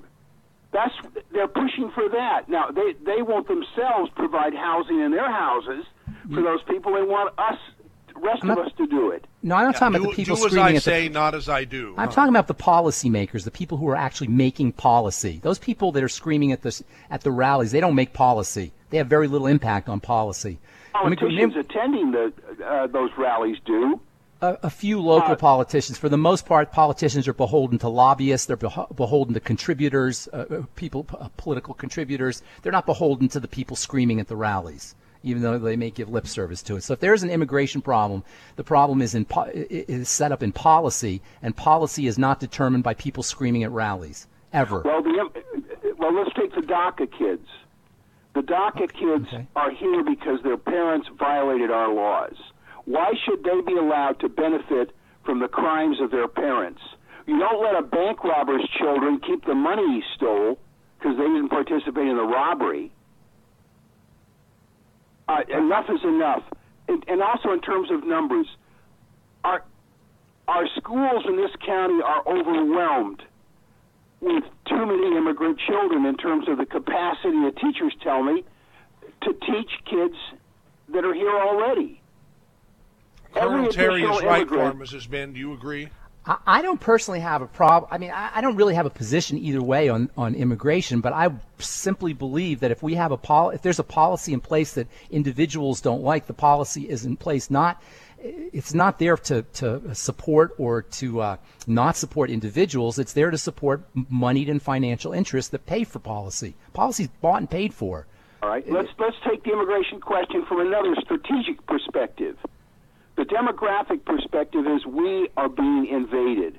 We are being over-invaded by too many people from the third world who do not have jobs, who, when they come here, do not have skills, bring too many children that overwhelm our public schools and our welfare in many counties.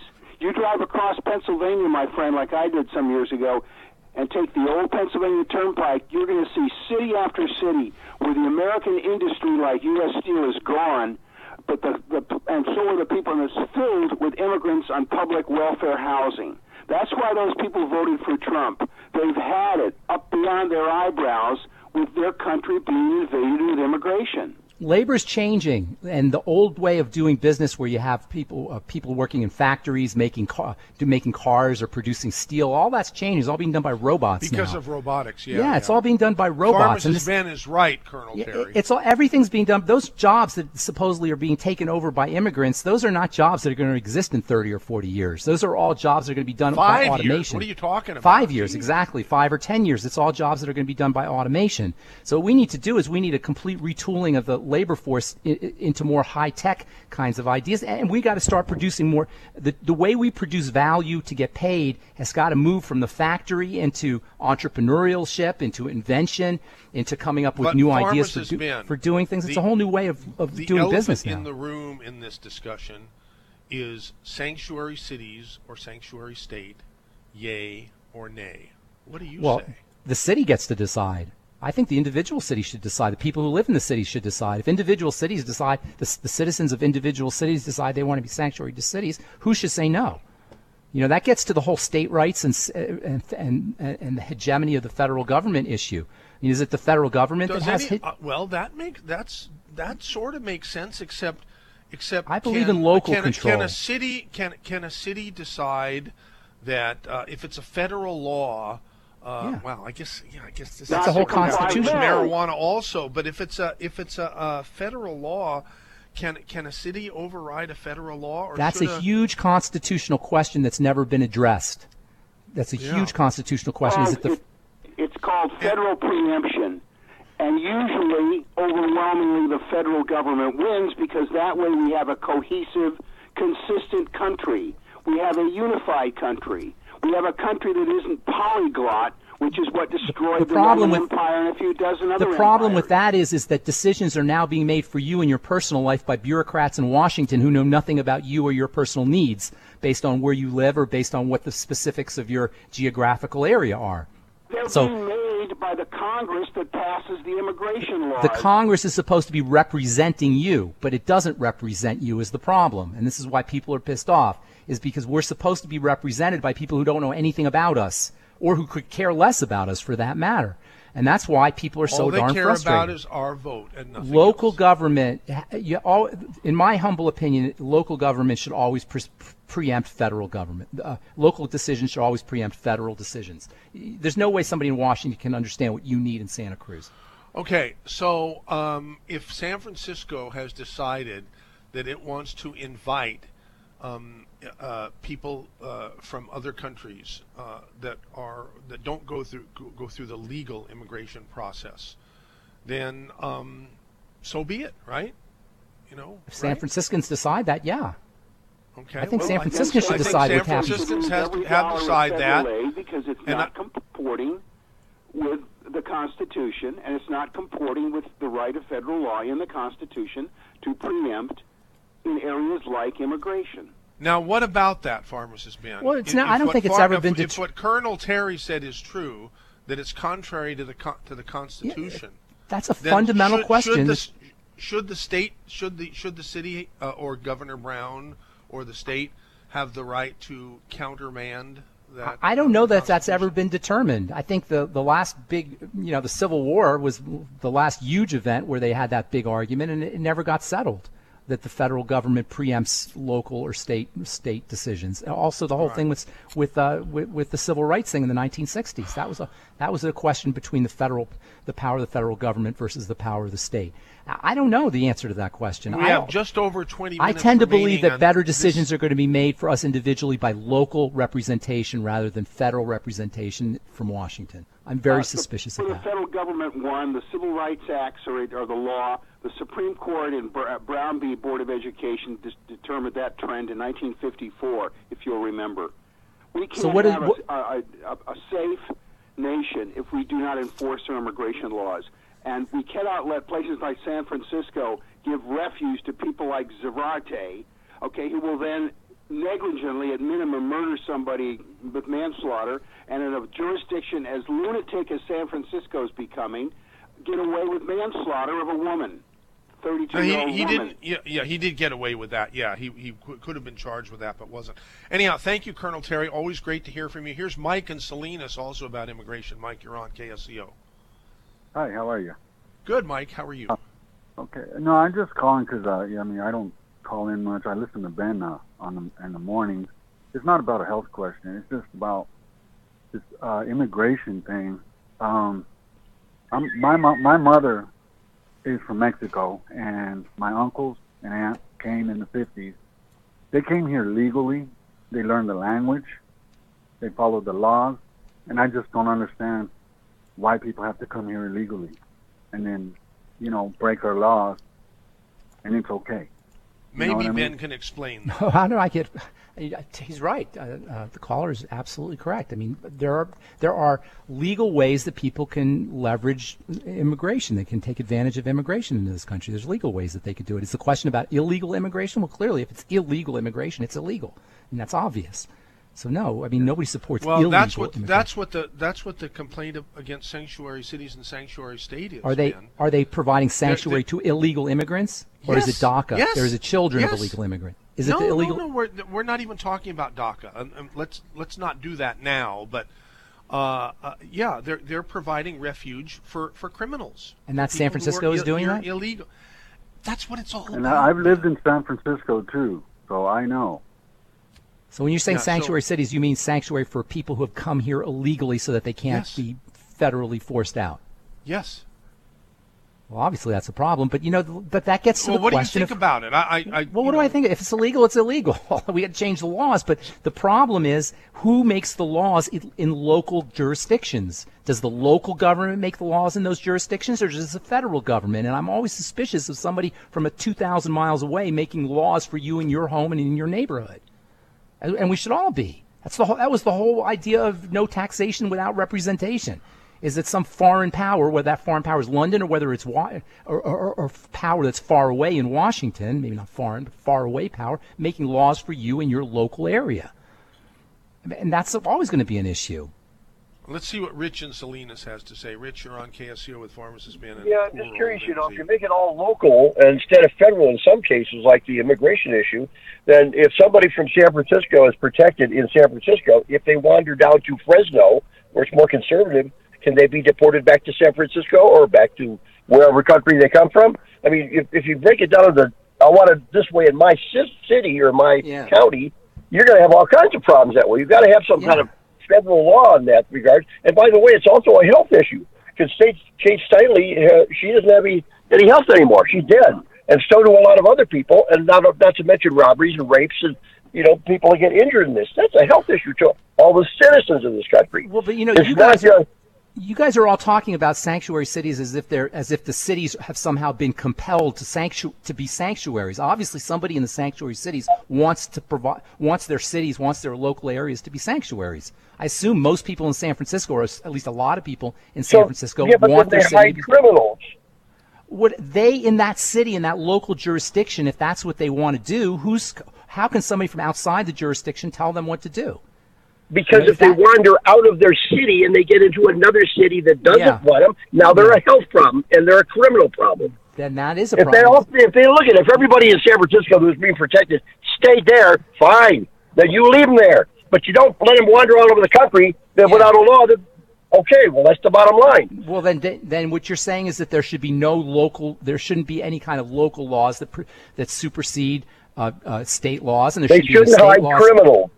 They shouldn't hide criminals under that rule, under their local. How are they justifying it? How do they justify it? I'm not in San Francisco. How do they justify providing sanctuary for people who are illegal or criminal? How do they justify Wow, that? that's a great question. What is their justification? Let's ask Governor Brown and let's ask Mayor Lee here. Ask him what is their justification. I have no doubt that this is part of globalism to start with. This is part of the globalism takeover. I suspect that's what this is about. And that's really what I think this is about, a disintegration of Ben, may I ask you a personal question?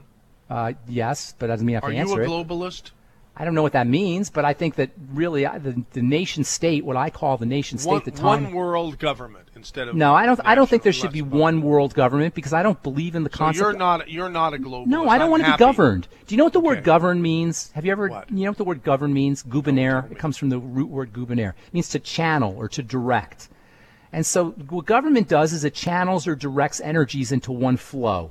Like a faucet, basically, like a governor in your car. It channels energy into one direction. I don't like the idea of being channeled and directed. I don't like the idea of government at all. There should be probably some kind of limited way of allocating resources, but as limited as possible. Human beings need to learn to behave themselves. So no, I don't believe in. I'm an anarchist more than anything else. That's what I believe in. No state. I don't like the idea of a state. Well, you got to have some kind of governing out there. Some very basic governing to allocate resources. Yeah, I mean, I don't like our politicians are all corrupt. Look at what's going on under the surface. They've got no time to do anything for us, but they're out there having sexual relations with everybody else. They're just, it's a bunch of bullshit and lies out there. We don't say, hey, Jason, did you get that? You got it. Yeah, we're good. Okay, you got it. Good. You got to have rules to govern the general country.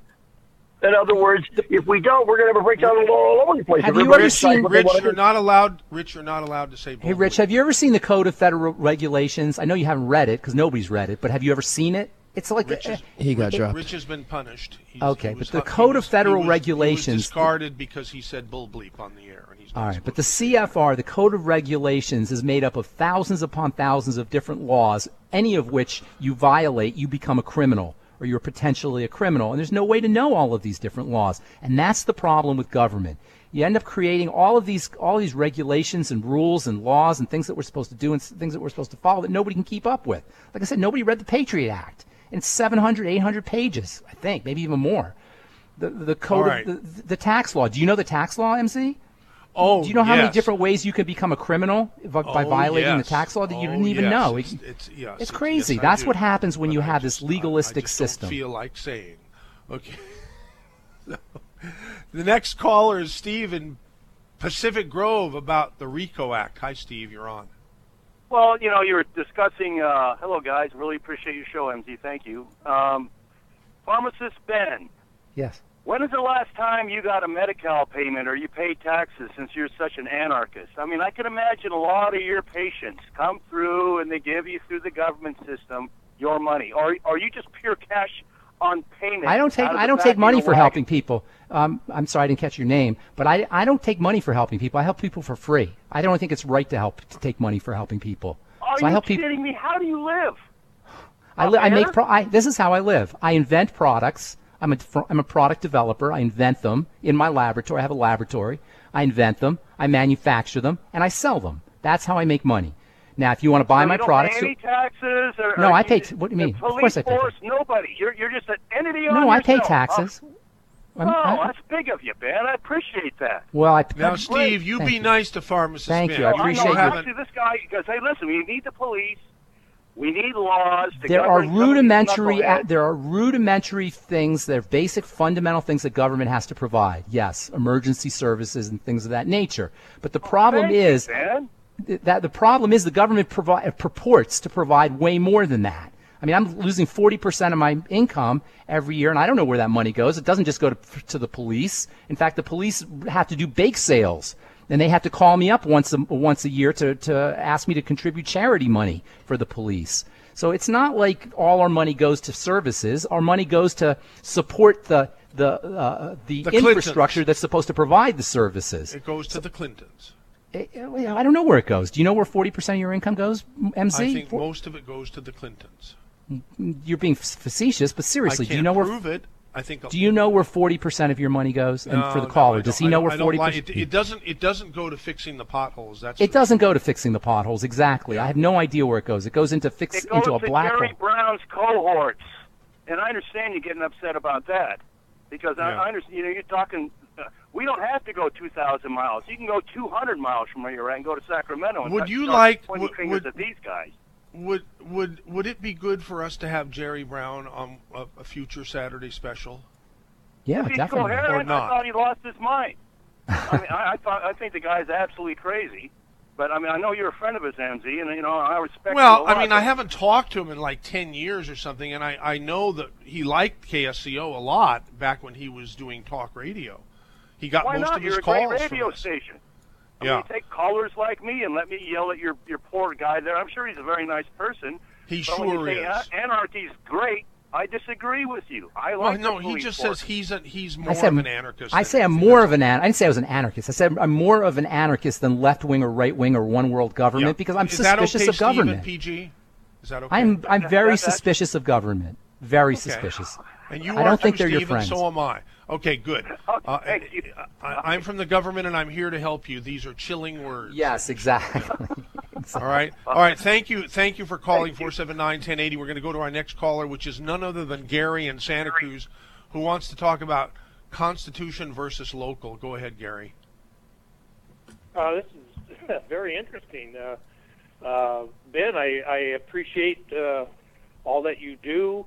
I think that you might be not an anarchist, but a smaller government guy. That's what I am. Tiny government, teeny weeny government guy, microscopic government guy. Yeah. Government is a problem because once a system becomes entrenched, it begins to exist for itself. And this is the problem with government. It exists for itself. The bureaucrats want to keep their job. The politicians want to get reelected. And the end result is the citizens get screwed at every single turn. And it's not just true about the government system. It's true about the healthcare system. It's true about the legal system. It's true about the tax system. Anytime you have a system that is entrenched, its interest is maintaining the status quo, not the interest of the people that it's supposed to be providing services for. And that's why people get screwed at every turn. Yeah. Do you think this tax law that just passed is going to be in the individual's interest? Do you think Donald Trump is all of a sudden he's like some kind of populist who cares about John Doe on Main Street all of a sudden, and his tax law is in our interest? Of course not. Well, I think we've got 535 members of the government, not counting the bureaucracies, right, who obviously are not two separate parties, in my opinion. Exactly. It's not two separate parties. It's not a left wing and a right wing. Here's my point.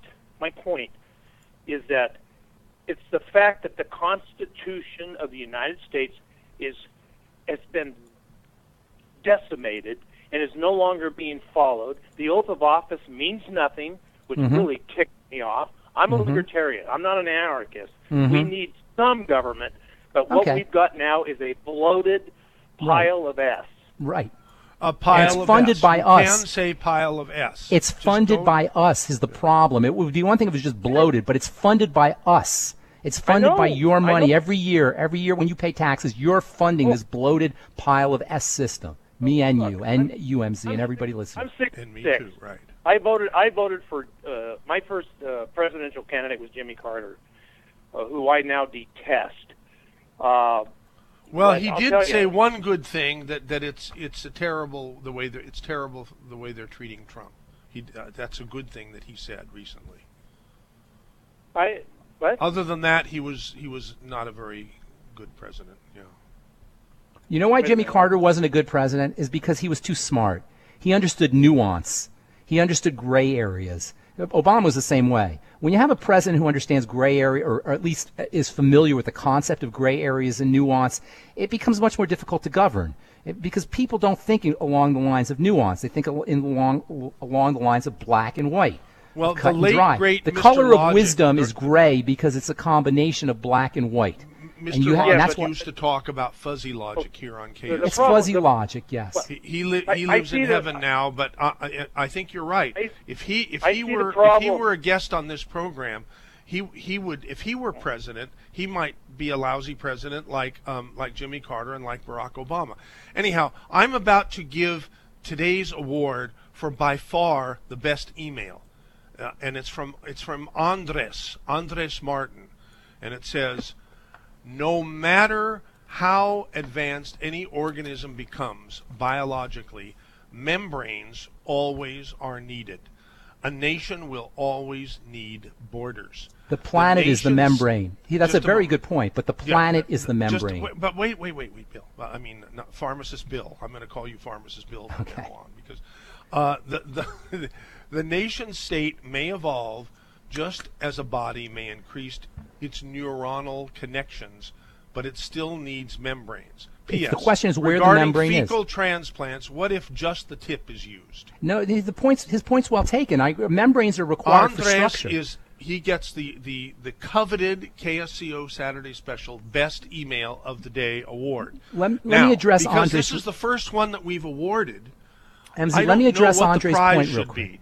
Let me address Andre's point real quick. Membranes on the smaller the entity that the membrane covers, the larger the surface energy. And so membranes always want to cover cover as big an area as possible. That's why drops of water always coalesce on your windshield. A membrane of that surrounds a small surface area has much more surface tension than a membrane that covers a large volume. So the larger the volume that the membrane covers, the more efficient the system will be in terms of its energy. So you want the system that the membrane is covering to be big, not small, which is why systems always coalesce from local to state to national, and now we're at the point where I believe that the membrane is going to be covering the entire globe, and we're now witnessing the dissolution of the smaller membranes, which is what this whole immigration issue is about. The dissolution of this artificial small membrane that surrounds the nation state is now being extended to cover the planet. That's a very good point, by the way. And does that bother you, Pharmacist Ben? No, I think it's exciting. I think it's tremendously exciting. I think we're about to have it's not one world government, but we're about to recognize ourselves as Earth people, as Earthlings, as Earth human beings, rather than as Americans or as Caucasians or as Jews or as Christians or Muslims or Oakland Raider fans or Santa Cruzians. All these tiny little ways we identify have to become big, and we have to re-identify ourselves as large, global, in fact, interplanetary and even spiritual beings. Let's see what Mike in Santa Cruz has to contribute. Go ahead, Mike, you're on. I'm really fond of Ben, but that last comment sounded globalist. It sure was. It's planetary. It's not globalist. It's planetary. Oh, okay. So one world. Not government. Not government.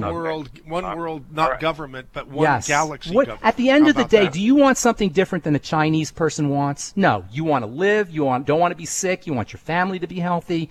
You want to have enough income to pay your bills. All of the things that we want are the same thing somebody in China wants, or somebody in France wants, or somebody in Nigeria wants. We all have the same basic human needs. At the end of the day, we're all human. We're not French, and we're not Nigerian, and we're not black, and we're not white. We're human. Well, I've only got a couple minutes. Go ahead. Yeah. Okay. Okay. So I wanted to liken the Constitution, a constitutional republic, basically like our human bodies. We have an immune system. We are, in a sense, an individual state, human beings. When people try to, what would you say, encroach or trespass on our person, we find it highly offensive and can even go into defensive mode to protect our lives or to keep a boundary there that's appropriate. So I believe the founding fathers, looking at the lessons of the monarchs, wanted to try this experiment called America with a constitutional republic that had checks and balances that would equate to an immune system. It was George Washington that said, "Fire is a useful servant, a dangerous master, and when the people fear the government, there's tyranny, but when the government fears the people, there's freedom." So I believe that, what's happened is we've arrived at a generation that has kind of gotten detached through various forms of education to that principle of a healthy immune system, and if also too, then you can appreciate. Mike, we got. I'm sorry, I got to cut you off. I hate to do this, but Al has been waiting, and we just have less than 2 minutes. So go ahead, Al. You're on. Yeah, Herbert Walker Bush is the one that wrote NAFTA. Google it. Okay. And also, Bill Clinton tried to find the employers who hire illegal immigrants, and the Republicans rejected it. And also, did you notice they saw a green submarine out in the bay a couple of days ago, off the pier? No, I didn't notice that. That's kind of strange. But thank you for noticing it and bringing it up. And one more thing is, North Korea has 75 submarines out in the oceans, and who knows where they're at. That's something to think about. Well, anyway, that's all I guess I got to say. Well, thank you, Al and Soquel. And hey, we got less than a minute left, Pharmacist Ben. Whom you can listen to. You hear the pre-recorded health nuggets that we have running all over the radio station. Even Coast to Coast runs those on a much more limited basis, but they do run them. And you can talk to Ben live each weekday on his nationally syndicated show called The Bright Side. We carry it live on Comey, AM 1340, live from 8:06 a.m. to 9 a.m. every weekday. I got a real Ben. quick question for Ben. Yeah, real go, quick. hurry. Hey, Ben, do you think they're going to drain the swamp?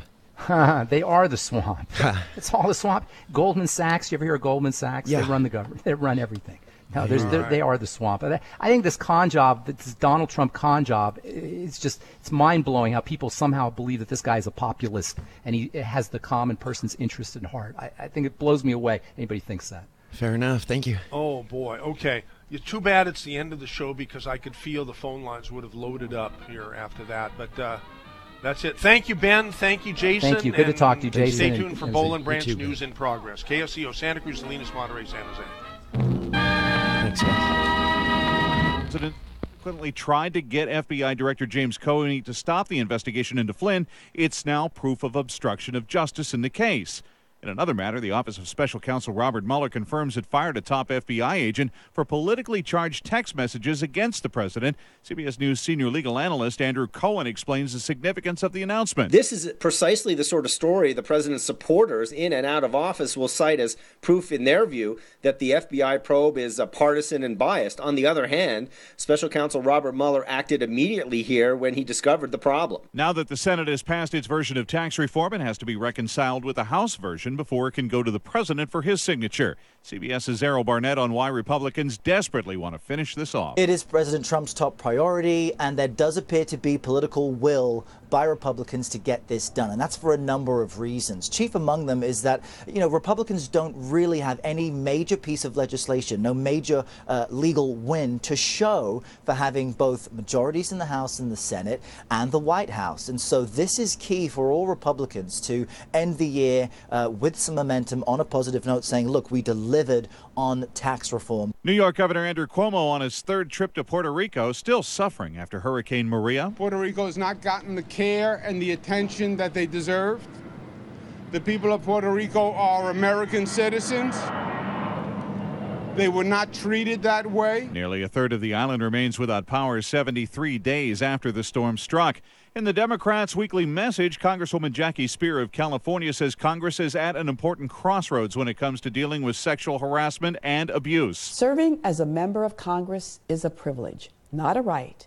And anyone who has abused their power in this manner deserves to lose it. That is justice. Volunteers are spending the day cleaning the Vietnam Veterans Memorial in Washington. Here's WTOP reporter John Dolman. On a chilly Saturday morning, Shannon O'Brien of Boonesboro, Maryland, was meticulous, using a small stick to dig up mud and other debris from the drainage system that keeps the Vietnam Veterans Memorial from flooding along the wall. This wall does mean a lot for my family and for lots of families. She was among the dozens of volunteers with the New Day USA Foundation who showed up to clean the walkway, vacuum pebbles out of the stones, or just rake up fallen leaves. Rear Admiral Tom Lynch is the chairman of New Day USA. Well, it's the way you remember their sacrifice and their spirit. John Doman for CBS News, Washington. This is CBS News. At our home, winter nights are complicated. Either I end up freezing, or I'm sweating. Hi, I'm Missy Tannen. And I'm Scott Tannen, founders of Boll & Branch, the world's most comfortable sheets. And now, we've created the world's first luxury flannel bedding, available for a limited time at bollandbranch.com. Try them risk-free for 30 nights. Go to bollandbranch.com today for $50 off your first set, plus free shipping with promo code SLEEP. Spelled B-O-L-L and branch.com. Promo code SLEEP. President Trump is enduring the most turbulent presidency in recent history, creating a period of economic uncertainty, reminding investors of 2008, when some lost as much as 50% of their retirement accounts. Protect your family's financial future.